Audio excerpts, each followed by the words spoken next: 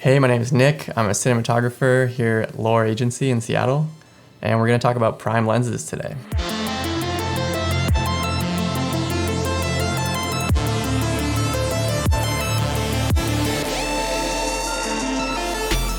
So for many documentaries, zoom lenses make way more sense, but for corporate and commercial work, or when I have more time to swap lenses, I love using primes because they offer better image quality generally and more flexibility from lens to lens. So these are the Zeiss Milvus primes, which I use on my Canon C70 with the Canon speed booster.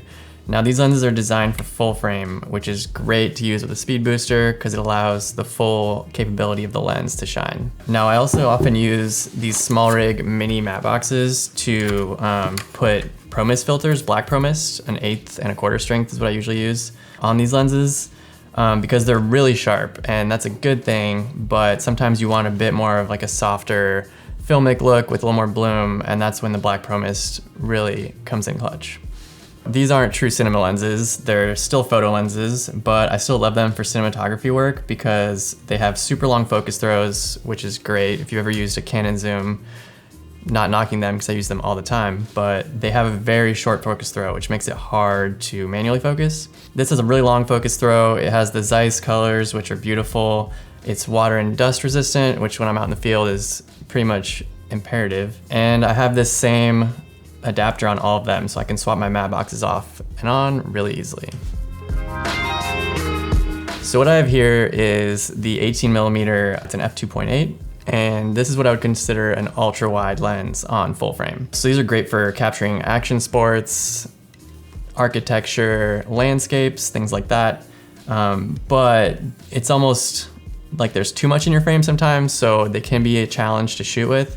But when you need that wide field of view, these are absolutely essential.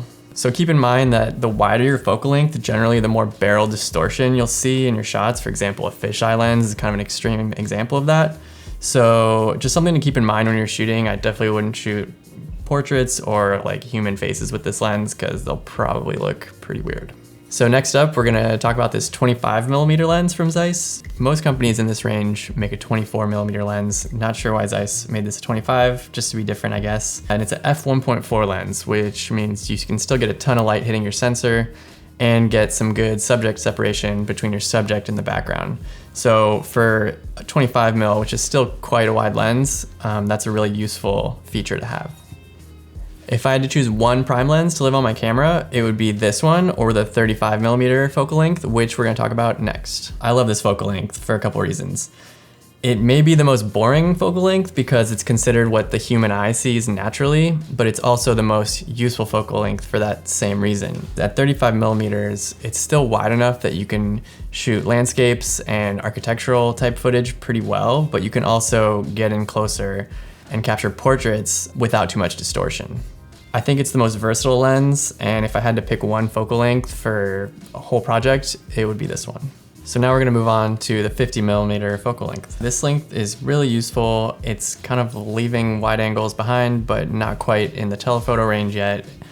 Similar to the 35, it's kind of got like a normal field of view, kind of what the human eye sees, but it's great to shoot interviews, portraits, that sort of thing, and it pairs really well with like a 100mm lens for like a 2-camera interview.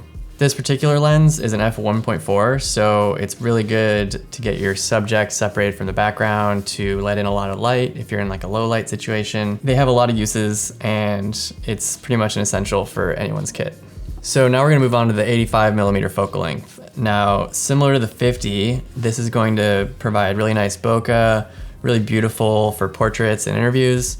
But at this focal length, we're gonna start getting lens compression, which means your background is gonna appear closer to your subject, which is gonna feature more prominently in your composition. So it's a very different look from wider focal lengths, and that's one reason why it's important to shoot in different focal lengths so you're not always having the same look, or else your viewer might get bored. So lastly, we're gonna talk about the 100mm focal length, which is what's on my camera right now filming me. So this is beyond the 85, you're getting even more lens compression, even more subject separation from the background, and like I was saying earlier, it pairs really well with a 50mm for 2-camera interviews.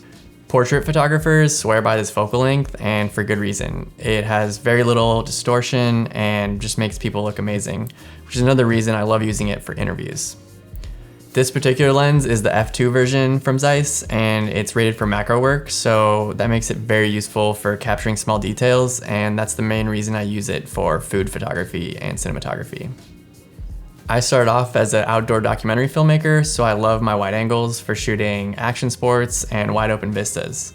However, the higher mil telephoto lenses are also super important for interviews, capturing distant subjects, and just portrait cinematography in general. So it's really important to have a good mix if you're gonna start out building a prime lens kit. Maybe get a 25, a 50, and an 85, and that'll be a good place to start. Give us a follow for more cinematography tips.